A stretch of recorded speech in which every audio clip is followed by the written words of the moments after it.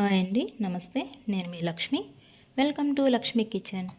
ఈరోజు మన వీడియోలో రవ్వ కేసరి ఎలా చేసుకోవాలో చూద్దామండి. చాలా టేస్టీగా చాలా బాగుంటుంది. ఇది మనకు ప్రసాదంలో పెట్టడానికి కూడా చాలా బాగుంటుందండి. నెక్స్ట్ ప్రాసెస్లోకి వెళ్దామా. ముందుగా స్టవ్ ఆన్ చేసుకొని కడాయి పెట్టుకోవాలండి. కడాయిలోకి 1 టేబుల్ స్పూన్ నెయ్యి వేసుకుందామండి. నెయ్యి బాగా హీట్ అయిన తర్వాత నెక్స్ట్ ఇందులోకి కాజు కిస్మిస్ వేసుకొని ఫ్రై చేసుకుందాం. లైట్ గోల్డ్ షేడ్ వచ్చే వరకు ఫ్రై చేసుకోవాలండి. ఇలా అంతా కూడా ఫ్రై అయిపోయిన తర్వాత ఇవన్నీ ఒక ప్లేట్లోకి తీసుకొని పక్కన పెట్టేసుకుందాం. నెక్స్ట్ అదే ప్యాన్లోకి 1 కప్పు సూజీ రవ్వ తీసుకుంటున్నానండి నేను. ఈ రవ్వ వేసుకొని ఫ్రై చేసుకుందాం. ఈ రవ్వ అంతా కూడా మంటను లో ఫ్లేమ్లో పెట్టుకొని మంచి వాసన వచ్చే వరకు ఫ్రై చేసుకోవాలి. రవ్వ అంతా ఫ్రై అయిన తర్వాత కలర్ కూడా కొద్దిగా చేంజ్ అయింది కదా. ఇప్పుడు ఇదంతా కూడా ఒక ప్లేట్లో తీసి పెట్టేసుకుందామండి.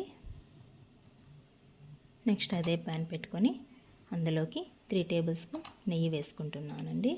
మీకు నెయ్యి ఇష్టం లేకపోతే 1 టేబుల్ స్పూన్ నెయ్యి వేసుకొని 2 టేబుల్ స్పూన్ ఆయిల్ అయినా వేసుకోవచ్చు. ఈ నెయ్యి అంతా కూడా కరిగిన తర్వాత నెక్స్ట్ ఇందులోకి మనం ఏ కప్తో అయితే రవ్వ తీసుకున్నామో అదే కప్తో వాటర్ వేసుకోవాలండి. 1 కప్పు రవ్వకి 3 కప్పు వాటర్ అయితే వేసుకుంటున్నాను. నెక్స్ట్ ఇందులోకి 2 ఇలాచి దంచి వేసుకుంటున్నానండి. నెక్స్ట్ నేను కొద్దిగా ఫుడ్ కలర్ వేసుకుంటున్నాను. నేను ఎల్లో కలర్ వేసుకుంటున్నానండి.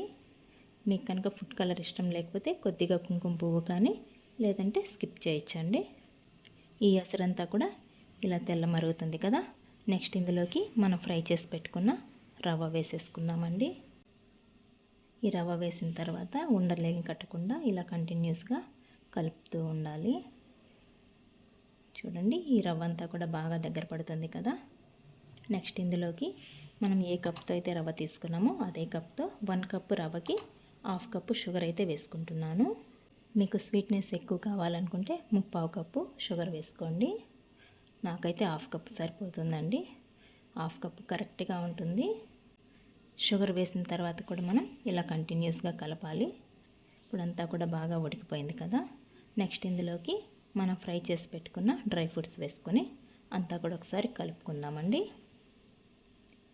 ఇలా అంతా ఒకసారి కలిపేసుకొని ఇప్పుడు స్టవ్ ఆఫ్ చేసుకొని సర్వింగ్ ప్లేట్లో పెట్టుకుంటే ఎంతో టేస్టీ అయిన రవ్వ కేసరి అయితే రెడీ అయిపోయింది.